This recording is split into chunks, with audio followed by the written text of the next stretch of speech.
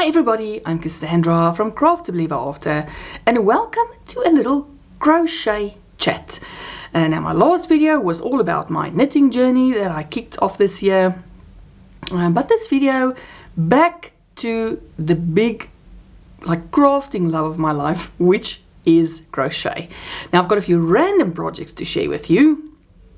And then I'll chat about the start of the hooking up with books that I'm doing with my crochet bestie Caroline over at For the Love of Crochet. I'll talk about that right at the end, which books we're starting off with actually today, and how that works if you want to get involved. It's a lot of fun. But let me start with some projects that I completed. Now another lovely yarny friend of ours here on YouTube, Litsa, over at Coco's Crochet. She is doing a crochet along for the first 6 months of the year. And it basically has to do with every month or every 2 weeks. I think she does it twice in a month. I can't remember the exact details, but I will pop the video where she talks about this gal in the description box if you want to go and have a look at it. But basically, she has this list of smaller items that she wants to stock up on to use as gifts or to use when she goes to a market. So it's smaller items that you can do with one skein, or obviously if you want to do many, to stock up on it. So random different smaller projects throughout the next 6 months. Now, although I don't really do markets, the only reason I do markets twice a year, sort of around about April, and then again at the end of the year, is to get rid of everything that I crochet during the year, just to make space for more things to crochet and put away. I use a lot of my crochet for gifts. I hand it out to colleagues and friends and family, and my kids use it for their friends and for fundraisers. So there's always something to do with a crochet, but whatever's left, I just like to get rid of it at a local market that I do with a women's group that I am involved in. But anyway, what I mean to say is I don't really do a lot of markets. So even though I'm going to try and join Litsa's gal in the sense of whatever the project is that she draws, I would at least like to make one of it, just to sort of do something different than just amigurumi, which is the main thing that I do. Now, the first project that she drew out of her little basket was a cup cozy. And I had an idea to do a cup cozy last year already, but I don't really have much use for it. I think it's a brilliant idea, and I might actually, seeing how the cup cozy turned out that I'm going to show you, I might use it towards the end of the year for the market that I want to do, or maybe if I do teacher gifts. I don't know. I'm sure I will find a use for it because it turned out super cute, and I will show you the cup cozy that I ended up with, and it is this. Now just look at this cute. So it is a plastic cup, and I will explain to you what this nice reusable cup is that I have got. But there you have it. Now look at this nice texture. This is actually just, so this textured part that you see here, it is just I think half double crochets and slip stitches, but that you do from the inside out almost. Now it is a free pattern or free tutorial that I followed on YouTube, and I will link it down below, but it was super quick to make. Now I think she did use a different type of yarn, so I adjusted my stitch count slightly to account for the fact that I used a much thinner yarn. I used Rainbow Cotton 86, which is a yarn weight 2 or a sport weight. And then these things, so this little thing that I ironed on the front, this iron-on Applic Cas, and these cups I bought from Temu. So they were really cheap. Now let me show you. So this little nutcracker iron-on Applic Cas, I bought it in a little pack like this. There were 10 different ones, so all different colors in here, 10 different little Applic Cas. But I mean, you can buy Applic Cas from your local craft store or Amazon or wherever. I mean, there are a billion places where you can find Applic Cas. So these ones, like I said, very cheap. I got them on Amazon in the same haul because, like I say, I had this idea to make cups for my Christmas market in November, but that never happened. I just didn't have the time. But with Litsa's very nice gal that she's doing, I thought this is a very good chance to see what the idea that I had in my head would look like. And I really, really like it. So this plastic cup, it's just a normal, I think it's a 16, what does it say? 16 ounces, 16 ounce. Now, I don't know what an ounce is, how much that is. But it comes in a little box like this. And there's these colors in it. So depending on the temperature of the drink, your cup actually changes color. And like I say, this was so cheap as well. Not expensive at all. And I just tried it on this purple one. So I like the idea that there's different colored cups. You can do it with different colored yarns. And then depending on your applique, I mean, I had different colors of these little nutcrackers in here. So I actually might use my 10 nutcrackers, you know, make a few cup cozies throughout the year and give it as teacher gifts, because I think it is a really cute idea, especially during like the festive season. But you can use it for any season and just change the applique that you iron on the front. But I really liked this cup cozy. So I won't do like a lot of them. Now I know Litsa has actually a competition running. You know, you make as many as you can and you submit photos and you can win some lovely prizes. But I'm not doing it for the prizes. I'm just doing it to get a bit more of variety in my crochet. And I'm really pleased with how this turned out. I think it's a super cute and a super affordable gift. There you go. So this was my first project. The second one, I started actually in December, but I only finished them in the last 2 days. And my project comes from this book, Embroidered Crochet. I showed this book many months ago. It's an absolutely beautiful book full of different sorts of projects that you do embroidery on. So for instance, they've got this very cute basket, and then you embroider some flowers on it. They explain all the techniques in the book. Let me just show you one or two of the projects. So for instance, look at that nice basket, and then you just embroider these lovely flowers on it. Or you can make projects in a hoop. So they show you how to finish your project if you're doing something in an embroidery hoop. What else have they got? They've got, okay, there's a little overview of the project. Let me see if I can show it to you nicely. So there's a pillow, there's baskets, there's like hoop embroidery. This little thing I really want to make. It's like a bunting with those, with like a fox and mushrooms. It is just so super cute. I want to do that. And then let me just see on this side. Oh, I can't see if you can see it. Very cute coasters. Look at this nice blanket. Now this is a part of the project that I did, not the blanket, so please do not get all excited and think that you will be seeing a blanket from me.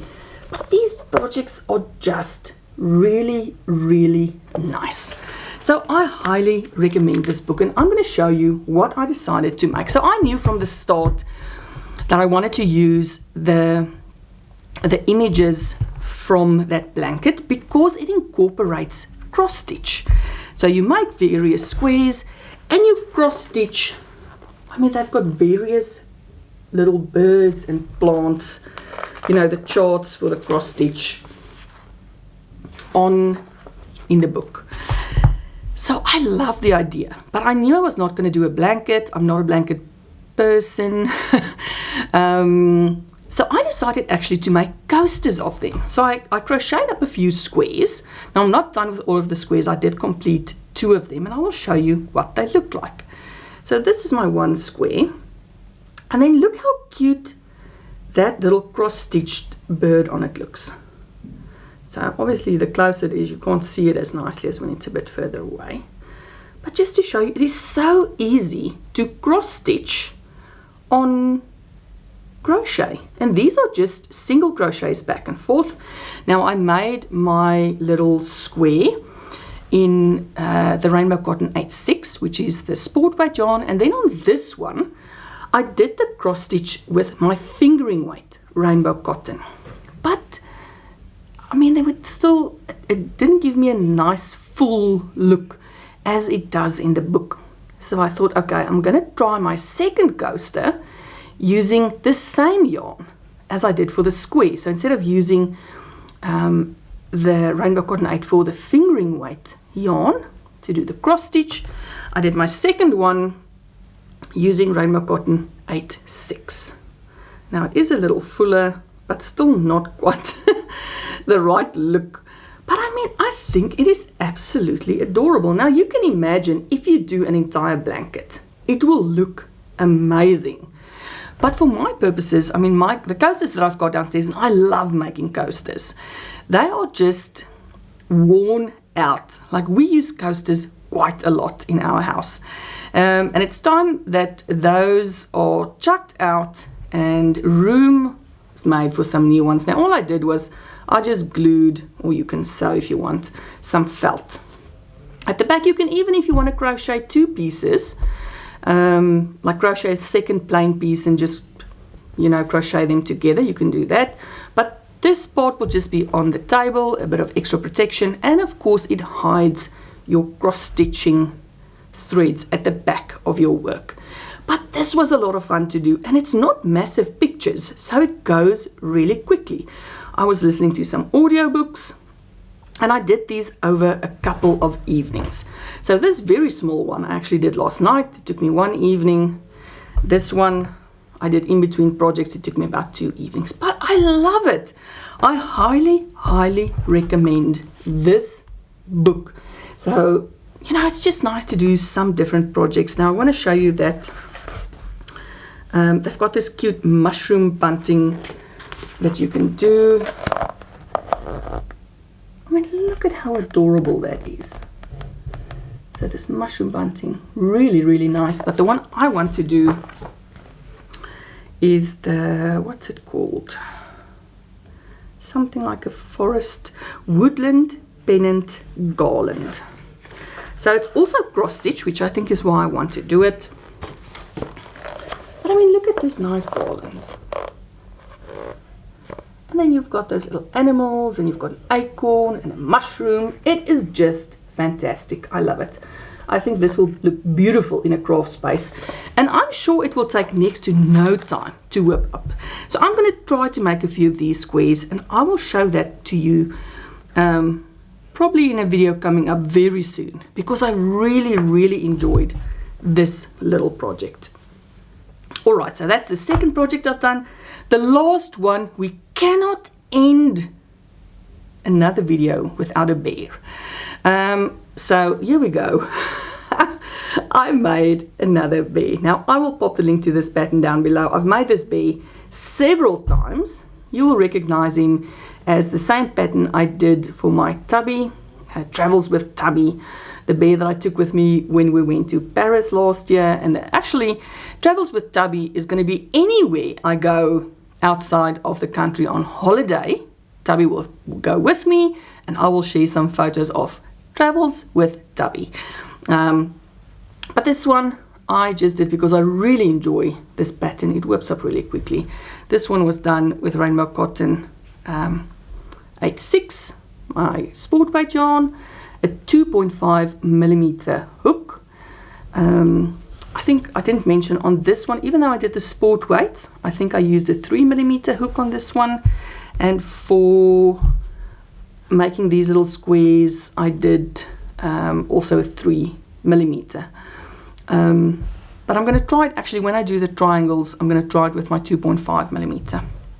But most of my amigurumi, if I use a sport weight or fingering weight or even a DK, I use a 2.5 millimeter hook. So this bear, super cute. I just like this little outfit. I love it. All right, you guys, the last thing I want to chat about, hooking up with books.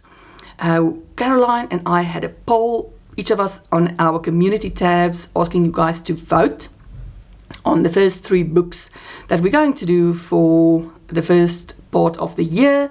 So although we're going to do all 3 of the books that you voted for, the first book that we are starting with, which is the one that got the most votes, is And Then There Were None by Agatha Christie. And I love the story. There's a reason that this book is like the best-selling crime mystery ever. Like in the world, it is the best-selling crime mystery. It is fantastic. There's a brilliant 3-part mini-series on YouTube that you can watch. I've watched it about 3 times. The last time was in December, which is why the book was still sort of fresh in my memory. So I watched the 3-part mini-series in December. I finished, while I was doing my cross-stitch, I finished the audiobook, which I've really been enjoying these days, listening to audiobooks, because then I can have that feeling of reading while I'm crocheting, because my time is so limited, you know, with working full-time. I just don't have, you know, 1 million hours in a day. None of us have got that amount of time in a day, to be honest. So audiobooks have been fantastic for me. I love reading. I collect books like no one's business. I mean, myself, my husband, my kids, we love books. We have got tons of books. So I will never stop reading, like having a physical book in my hand. I love it. But audiobooks has been a pleasure for me lately. So, you guys, And Then There Were None, the first book that we're starting off with, and I think then this will be our book for the next 2 months. So the 15th of March, we will reveal the project that we are making from this book. So either something, some element in the book, a color, a theme, one of the characters. So we take some inspiration from the book that we're reading, even if you use the colors that's on the front cover of the book. Whatever you can find, or whatever the inspiration is, we then make something from the book, or based on, or inspired by the book. So this will be for the next 2 months. Then after that, from the 15th of March, but we will remind you closer to the time, we do the book that got the second the second most votes, which was The Marsh King's Daughter. And then after that, we do Kira and Me. But we will remind you closer to the time, you know, remind you about the books that's coming up. But for this one, I'm super excited. Agatha Christie is my all-time favorite author. I love all of her books. I think I have all of the books.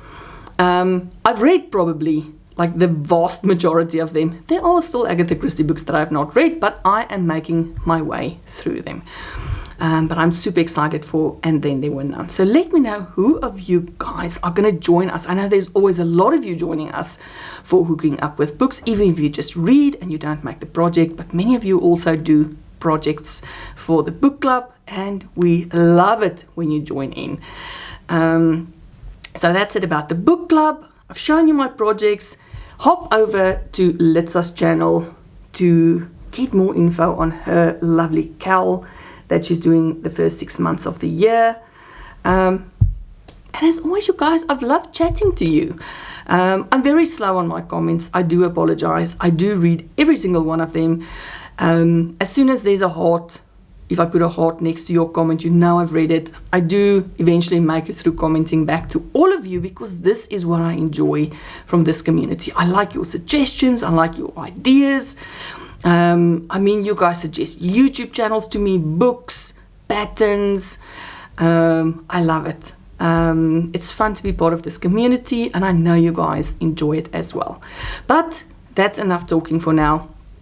I will let you guys go for today, but I will see you very, very soon in another video. And until then, you guys, stay safe and stay crafty.